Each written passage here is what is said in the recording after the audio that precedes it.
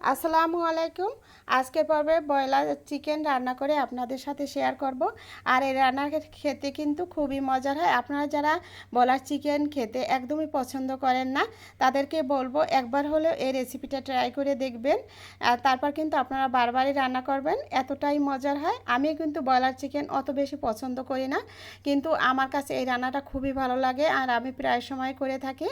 এখানে প্রথমে আমি একটা মশলা তৈরি করব। একটা প্যানে আমি অল্প পরিমাণে সরিষার তেল দিয়েছি আর 1 চামচ দিয়েছি গোটা জিরা, আর 4টা দিয়েছি কাঁচামরিচ আর 2টা রসুনের কোষ ছাড়িয়ে দেশি রসুনের, তারপর দিয়ে দিলাম। এখন একটু হালকা করে ভেজে নিচ্ছি। ভেজে নেওয়ার পরে আমি প্যান থেকে তুলে পাটায় খুব ভালোভাবে মিহি করে পিষে নিয়েছি। ওই প্যানে আরও কিছুটা তেল দিয়েছি আর আগে থেকে কেটে ধুয়ে রাখা চিকেন, অল্প পরিমাণ হলুদ মরিচ আর লবণ দিয়ে এখন তেলের ভিতরে দিয়ে একটু হালকা করে ভেজে নিব। খুব বেশি ভাজবো না, কারণ চিকেনগুলো কিন্তু খুব বেশি ভাজলে শক্ত হয়ে যায়, তারপর রান্না করার পরে মনে হয় যেন মশলা ভিতরে ঢুকতে চায় না। এই জন্য এই তো হালকা করে একটু ভেজে নিয়েছি, এখন প্যান থেকে তুলে নিচ্ছি। এরপরে ওই প্যানে প্রায় আধা কাপের মতো দিয়েছি সরিষার তেল আর 2টা বড় সাইজে পেঁয়াজ কুচানো দিয়েছি, কিছু গোটা মশলা দিয়েছি, ঝাল এলাচ আর তেজপাতা। এরপরে পেঁয়াজগুলো একটু লাল লাল করে ভেজে নিয়েছি। তারপরে এখানে সেই আগে থেকে বেটে নেওয়া যে মশলাটা সেটা দিয়েছি আর দিয়েছি আদা বাটা 1 টেবিল চামচের মতো হবে।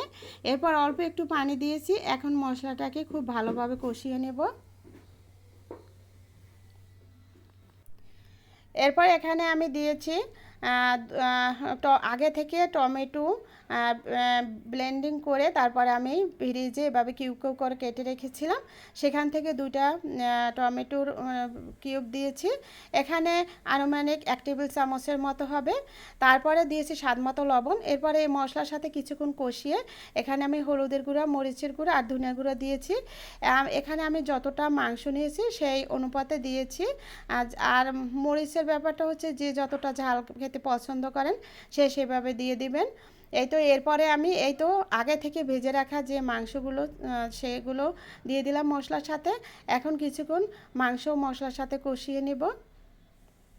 চুলার জাল মিডিয়ামে রেখে আমি রান্না করছি। এই তো এখন খুব ভালোভাবে মশলার সাথে মাংসগুলো কষিয়ে নিয়েছি। তারপরে এখানে আমি গরম গরম পানি দিয়ে দিলাম।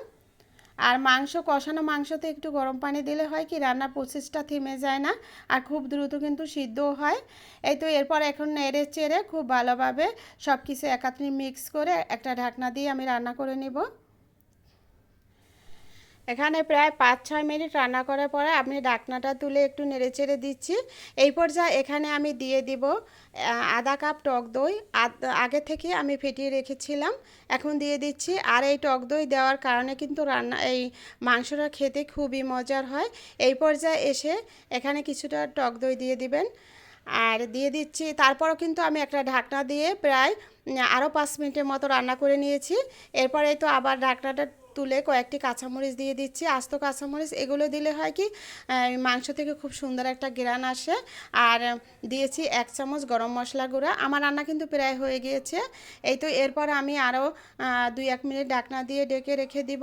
এরপর পরিবেশন করে নিয়েছি। দেখুন রান্নার কালারটা কতটা সুন্দর এসেছে আর খেতে কিন্তু খুবই মজার ছিল। আপনারা যারা ব্রয়লার চিকেন একদম পছন্দ করেন না, এই প্রসেসে একবার হলেও রান্না করে দেখবেন, সবাই খুবই পছন্দ করবে।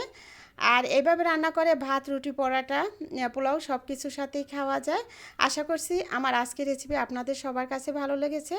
আর ভালো লাগলে ভিডিওটি পুরোপুরি দেখে একটা লাইক দিবেন, এটাই অনুরোধ থাকবে।